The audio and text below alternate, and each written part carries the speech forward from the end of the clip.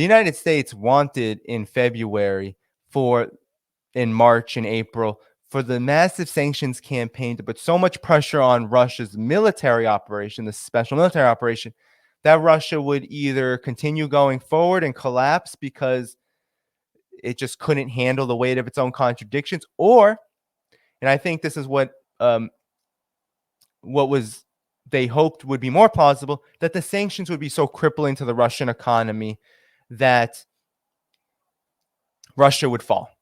None of this has happened. And not only has none of this has happened, but Ukraine, the public relations nightmare that has occurred. The United States, what have we heard about Ukraine? It's a democracy. It's like Europe. It's Europe against the Russian Asiatic aggressor. Russia's barbaric and Ukraine is civilized, right? All of this very racialized rhetoric. It's all about the West versus the rest, right? And Russia being the big bad boogeyman, right? The barbarian that has to be tamed by the civilized colonial, neo-colonial power. That's how this has been framed, and that Ukraine is this kind of representative of what it means for a country, even as small and as poor as Ukraine is. It reflects the values of this benevolent Western civilization, right? That's what we've been told. Well, this has gone on so long, and the NATO and the United States have failed so much in their objective of weakening Russia, and that this military operation does not look like it's going to go in in favor of NATO. Of course, we can't predict how things will go, but we know from weapons shortages, ammunition shortages, all sorts of issues there. Ukraine, we're going to get into Ukraine's economy, that there's so many issues Ukraine is going through. It's hard to imagine anything but either a Russian victory or some kind of settlement that that is because of Russia's overall strength in this situation. It's hard to imagine anything other than that happening. When I say settlement, I don't necessarily mean negotiations. I also mean on the battlefield, something happening, something being settled, whether it's partition, whether it's whatever.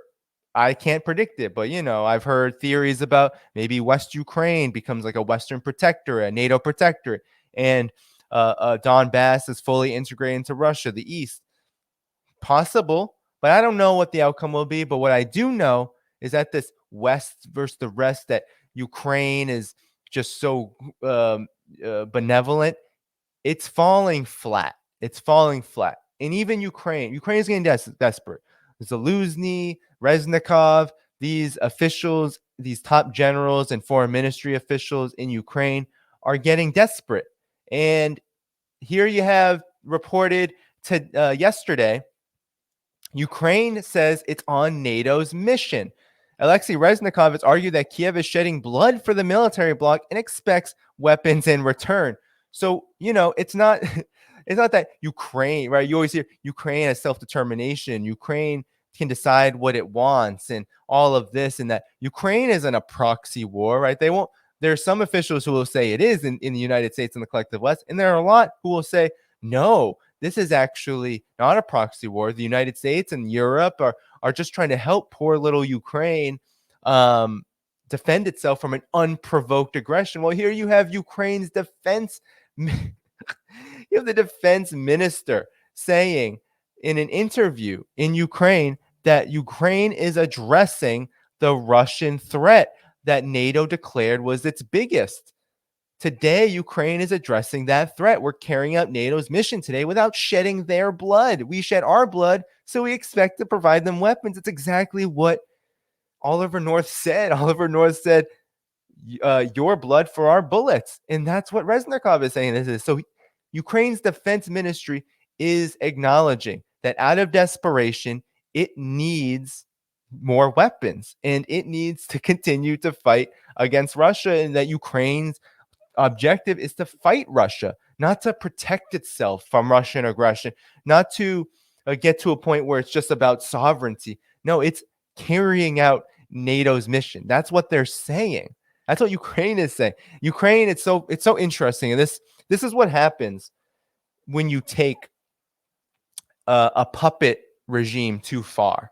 So the United States is so used to on the global stage, the collective West is so used to this kind of neo-colonial preponderance, this like stagnation, this ability to say, well, bang, bang, bang, regime change that country, regime change that country, regime change that country, install our puppets, install our protectorates, install our regimes, and then we'll forget about it. We won't talk about it. Nothing needs to be talked about. We can wage a coup there and a coup there, a coup in Peru, a coup in, name your Latin American country. We can do that. We can go across the African continent, militarize it, regime change, all of that, and then we don't have to talk about it anymore. Not so much. Not so much when it comes to Ukraine, because Ukraine is part of a bigger conflict. It's a part of this bigger war with Russia. And so in the past, the United States didn't have any peer competitors, as they call them. The United States didn't have to worry about what happened to said African nation, right? It didn't really have to worry. It could say, well, we'll fund those CIA proxies in Angola and hope that they gain power like it did in the 80s. And then if they do, great. Then we don't even have to think about it. What did the United States do to Grenada, for example? The United States during the Reagan administration invaded Grenada, overthrew the government, and you never heard about it ever again. Well, what happened to all those? What happened to that country? Well, it became indebted, it became poor, it became privatized, and it basically became a protectorate of the United States. So in the past, during that time, that was in the 1980s, the United States didn't have to worry about Russia. Russia was having its own problems. Soviet Union was having its own problems.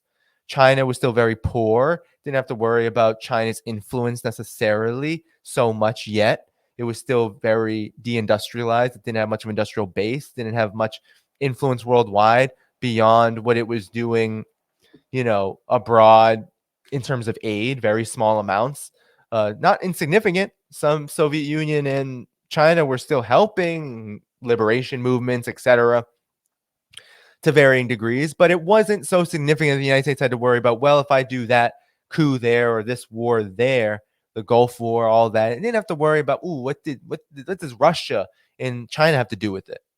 Well, wrong now. That's not the case anymore. Now, when it comes to Ukraine, they do have to think about it. And that's why,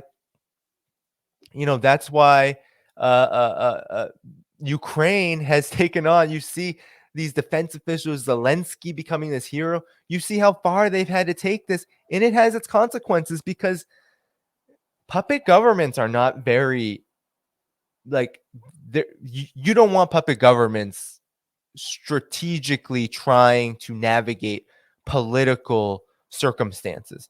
You don't want them to be in the lead there because they can only follow. So if you have a puppet government doing that, well, then they'll say things like this: "Hey, NATO, we're on your mission, and you need to do this for us. You need to give us weapons." Not only that, but Ukraine can feel emboldened to do this because the United States and NATO need Ukraine.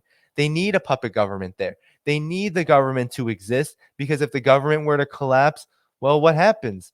They don't have any capacity or any ability to continue the proxy war. So Reznikov, can say, "Hey, NATO, we're on your mission to fight Russia. Give us more weapons." Or guess what? That mission may not happen.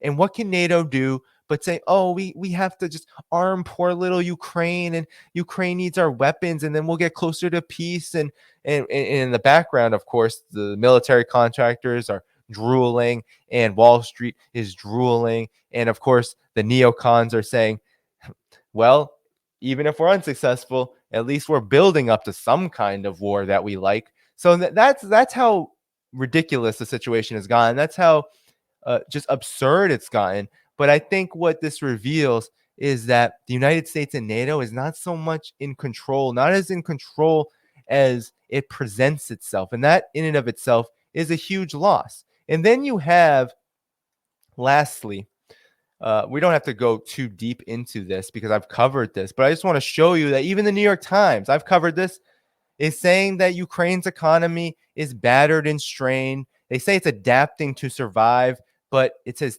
Ukraine's economy has shrunk by 30% and that companies have packed up and moved, switched products, and found support abroad. Ooh, sorry. Basically, what it's saying is that Ukraine has sold off its economy, and so that is somehow a good thing. But throughout, it's saying that Russia's attacks have been effective. Ukraine is struggling economically, and that's not going to change. So, another big issue that the United States and NATO really have no solution for. Yeah, they will indebt Ukraine. They will privatize its economy. They will do whatever they can to profit from it and to basically destroy its future capacity to prosper.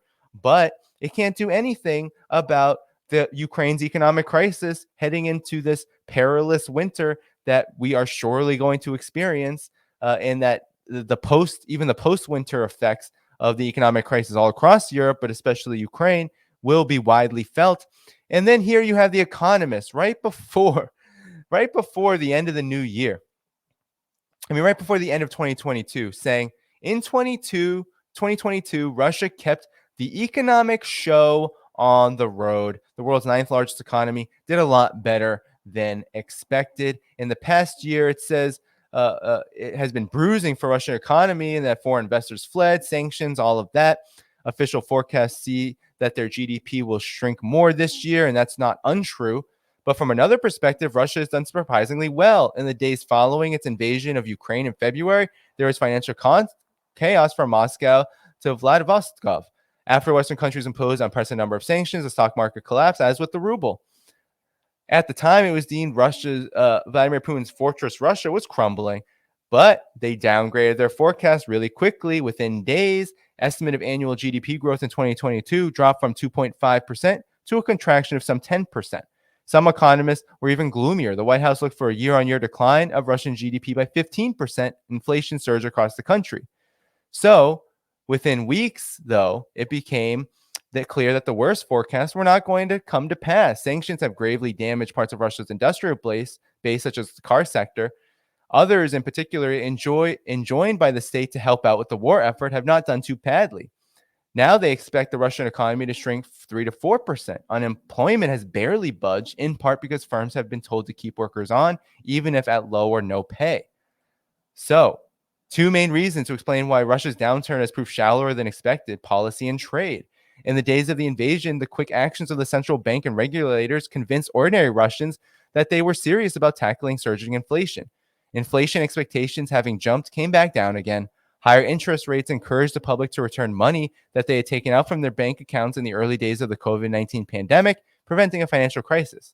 Sanctions have been tough, but for most of 2022, there were few restrictions on the sale of hydrocarbons, and now that's changing. So far this year, Russia has racked up a current account surplus of $220 billion, twice its level from before.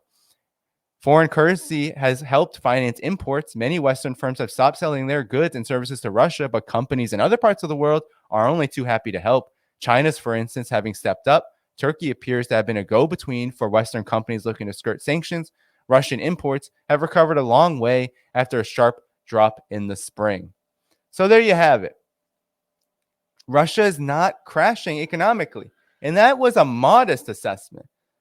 Russia's currency has done better since the Ukraine conflict because of the way that it was able to use its foreign reserves. And despite the fact that the US, the EU, NATO, how many assets they sold? Hundreds of billions of Russian assets. But despite the impact on economic growth, Russia was able to curb and stem the tide. And it's mainly because you need Russia. Russia has so much energy. Russia is the main energy supplier for so many countries, especially Europe. And so these countries had to continue. They had to find a way to continue to get it. That's why they've been able to, even though the economic crisis in Europe is very bad. It's not a good situation. No, but they had to find a way to, through third parties, continue the sale of energy, or we would have seen a total collapse. And so Russia is not losing the war. Russia is finding itself actually in a more favorable position, public relations wise. Ukraine is looking more and more like a public relations nightmare. You see militarily NATO completely out of its stockpiles. It doesn't have any more to give. The United States is very hesitant to go into its own stockpiles to help Ukraine. And despite all of these vehicles and things like that that have been announced, it's not going to change anything dramatically. It's not going to change the calculus. And we still haven't seen 200,000 plus. We've seen some of the 300,000 go to the front lines, but we haven't seen at least 200,000 of those Russian troops be deployed from the partial mobilization announced in late 2022. So, you know, who's losing? So many losses coming on the Ukraine front and also on the Taiwan front and on the Chinese front, on the Taiwan proxy war front. And just largely, Russia and China are not, they're not in the position that we are told they are. We're often told that they're this and that, and that they can't match up to the prowess of the US and NATO. The world has changed. Russia and China, they're doing quite okay.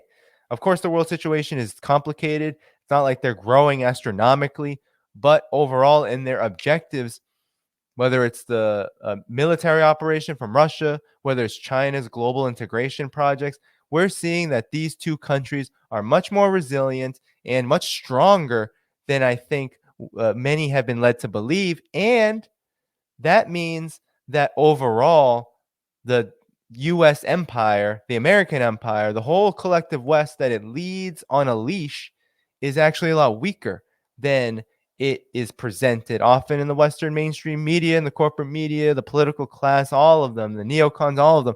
They'll never tell you how actually strategically they are so weak, how actually in terms of their legitimacy, they are getting weaker. And while they're still very dangerous, we're seeing that things are changing, and that's a very good development. That's a positive development.